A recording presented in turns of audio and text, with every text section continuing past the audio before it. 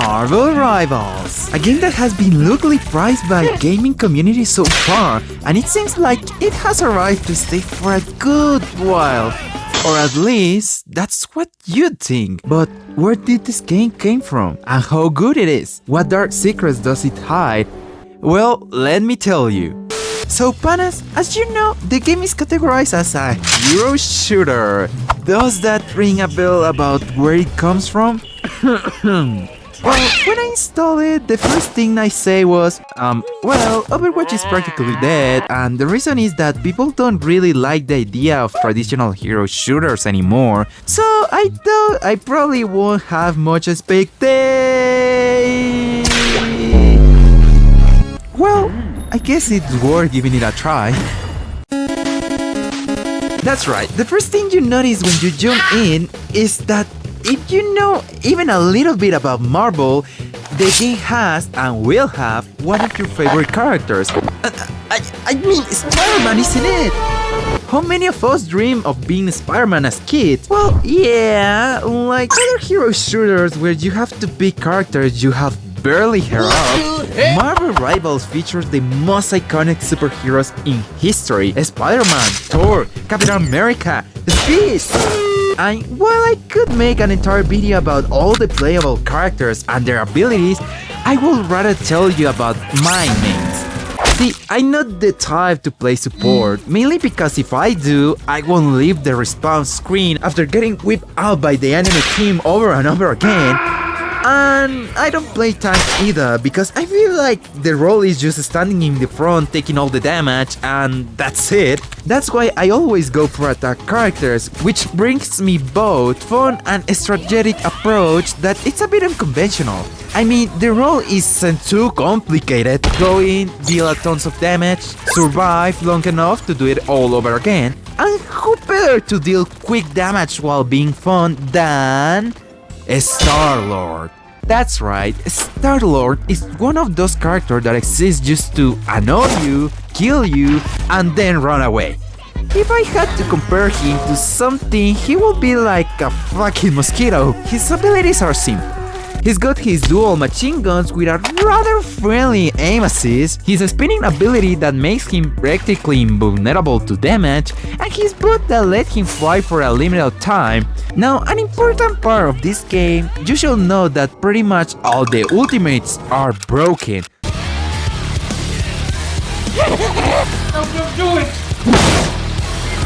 So yeah, if the aim assist of Star-Lord is enough for you, with his ultimate, he practically gives you hacks. And well, you enjoyed it a lot, unless a dancer shows up to make the other team immortal. That's right, unlike other games that try to copy the mechanics of breaking the environment, Marvel Rivals has found the perfect balance between letting you destroy the entire map and keeping the structures that they are actually necessary. On one hand, if there is too much destruction, the map will passively regenerate so you can tear it down all over again. And on the other, you don't have to worry about anything because there are some structures that cannot be destroyed. Because, let's be honest, one of the defining traits of Marvel movies is how superheroes save the city by practically obliterating it to defeat the villain who wanted to destroy the city? Wait, is that my car? This opens us a whole range of new possibilities for the strategy and nerfing certain characters in the game. Example, if there is a Widowmaker taking advantage of a high ground position, well, you can just break it so she has no cover. Here is another example. If a tunnel is too narrow for your team to pass through, well, you can simply widen it to make it pushing the car easier. Now, while this isn't an entire new or revolutionary mechanic, other games have implemented it before, some better than others. Marvel Rivals pulls it off in a way that you don't even realize that your ultimates are demolishing half of the map thanks to the constant dopamine rush you're experiencing. Yeah, a although I haven't played the game long enough to reach the point where competitive playing wars begin, because nowadays it's practically impossible to find a game without at least one toxic player. I mean, even Minecraft have toxic players. No! No, dude! Anyway, yeah, it's true there is no such a thing as the perfect game, but I think Marvel Rivals has pretty nice community. That said, if you pick a female character, you're probably going to get harassed at the start of the match. Wait. Did I say female characters? Scratch that! Just by existing, you're going to get sexually harassed. Seriously, what's with people's obsession with Venom's thought? And let's only say it with Emma Frost is shocking you.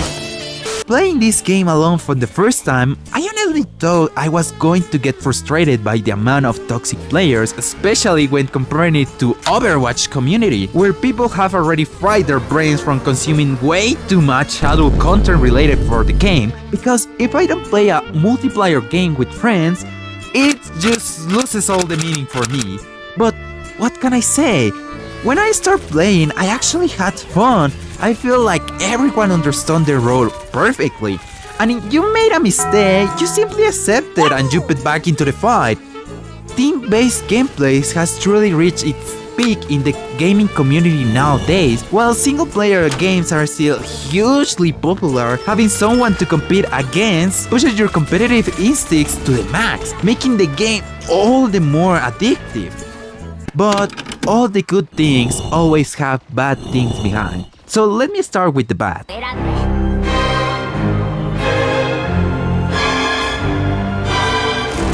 Do you know what happens when a game reaches its peaks of popularity?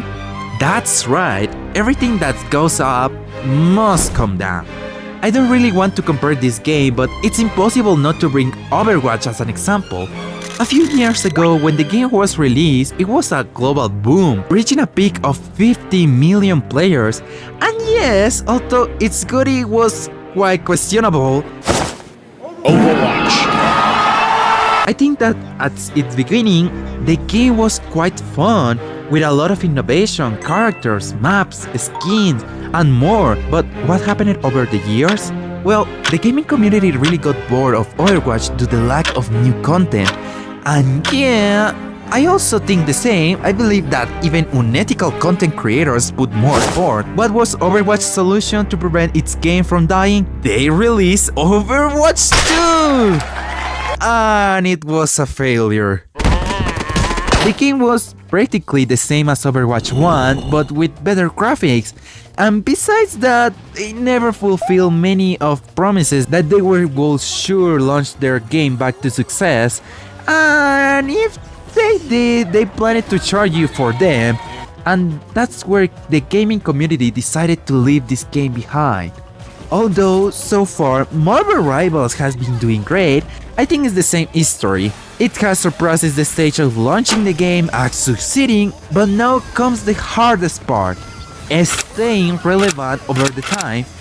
Yes, once again, it arrived as a current boom and brought quite innovating mechanics so that players have hours of entertainment without getting bored, but if they don't follow an strategic path, which I highly doubt they will, the game is destined to die within a few years. And I don't say it because I dislike the game, but because that's what usually happens to the games nowadays. And what do developers do to prevent this? Simple! Take Call of Duty as an example. They release COD 1, 2, 3, 4, COD Star Wars, COD UN War, and so on. Practically, you have to release a sequel for your game not to die. But isn't it curious? While sequels have been added for games that really don't have anything to improve on, it can turn out either very well or very badly. I hope I'm wrong, but I feel that if they release Marvel Rivals 2, it will be another failure. And why? Well, let me move on to the next point. I bet you have already noticed that the developers of Marvel Rivals are NetEase. And well, I personally don't care which developer it is as long as the game is fun, but this one caught my attention because I had seen it before. Do you know which other company we can compare this developer to? it will be chain. In other words, they release innovative products of the era to take monetary advantages, charge, and then discard their products when they no longer generate returns. Well, the same thing has been happening with NetEase. Examples, you have Hyperfront, a 5v5 game with agents that have unique abilities and a gameplay similar to Counter-Strike. Does it remind you of a certain game? Well, yeah, they practically had to shut it down with a reasoning of no fucking way, it's the same game. And it's not the only one. Badlanders, which I don't see anything wrong with, since nowadays everything is a copy of a battle royale, but it was also shut down because it was a copy of PUBG. Super Mega Champion. This one was actually successful. This game was a battle royale with robots and anime-style characters, and it was shut down. So with all this evidence, sometimes I feel dumb about investing too much time or money in a game when I can't be sure in the future they will shut down its servers or simply repeat the same cycle of discharging all their work because the game no longer performs as well as before. I feel like this game is currently in its true prime. It has variety, good gameplay, a friendly community, balanced abilities, and overall, the game is incredibly fun. What makes a good game is not who has the best graphic or who is the most popular. At the end of the day, a good game is one that can bring you hours of entertainment without making you feel frustrated or overwhelmed by a huge skill gap between players. Here, the winner is the one who plays more as a team, masters the gameplay style, and has a proper balance of characters. Yeah, the game was released 6 months ago, and there are still plenty of things to explore within it, adding new and iconic characters, including some we haven't even seen in movie screens, or introducing new game modes. Although the game has already team-ups, voice chat, a variety of maps, and all of that keeps you hooked, maybe in the future it will face a cruel and ruthless fate, or maybe it won't. But personally, I will always remember it as a video game that brought me hours and hours of entertainment into my life and filled that void that many AAA games stopped filling a long ago. For that and much more, Marvel Rivals gets my approval as a legendary game.